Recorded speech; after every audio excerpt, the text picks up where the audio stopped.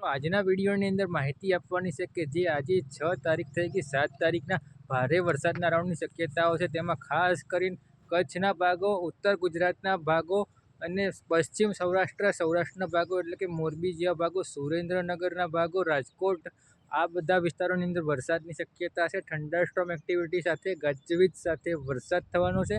અંદાજિત વાત કરી લઈએ 1 થી લઈને 1.5 ઇંચ સુધીનો વરસાદ થવાનો છે. જેમાં મધ્ય ગુજરાતની વાત કરી લઈએ, જેમાં ગાંધીનગર, અમદાવાદ, ખેડા, આણંદ, નડિયાદ, કપડવંજ, કઠલાલ જેવા વિસ્તારો. તો આ વિસ્તારોની અંદર ફક્ત વાદળછાયું વાતાવરણ થાય, કોઈ જગ્યાએ એકલ દોકલ વરસાદ થાય કે કોઈ જગ્યાએ ઝાડછૂટ થાય અથવા એકાદ ગ્રામ્ય વિસ્તારમાં અમદાવાદમાં એકાદ ગ્રામ્ય વિસ્તારમાં માવઠું થઈ જાય એ અપવાદરૂપ રહેશે. બાકી મધ્ય ગુજરાતમાં હાલ પૂરતી કોઈ વરસાદની ખાસ મોટી આગાહી છે નહીં. દક્ષિણ ગુજરાતની વાત કરી લઈએ, જેમાં વલસાડ, સુરત, તાપી, નવસારી જેવા વિસ્તારોની અંદર પણ વરસાદની આગાહી છે. ખાસ કરીને ભાવનગરમાં પણ વરસાદની આગાહી છે.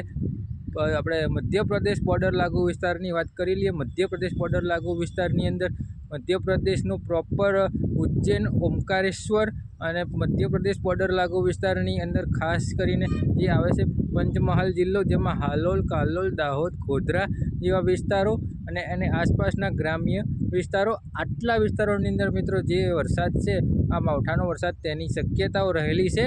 અને આ જે માહિતી છે એ 7 તારીખથી લઈને 9 તારીખ સુધીના વરસાદી રાઉન્ડની છે.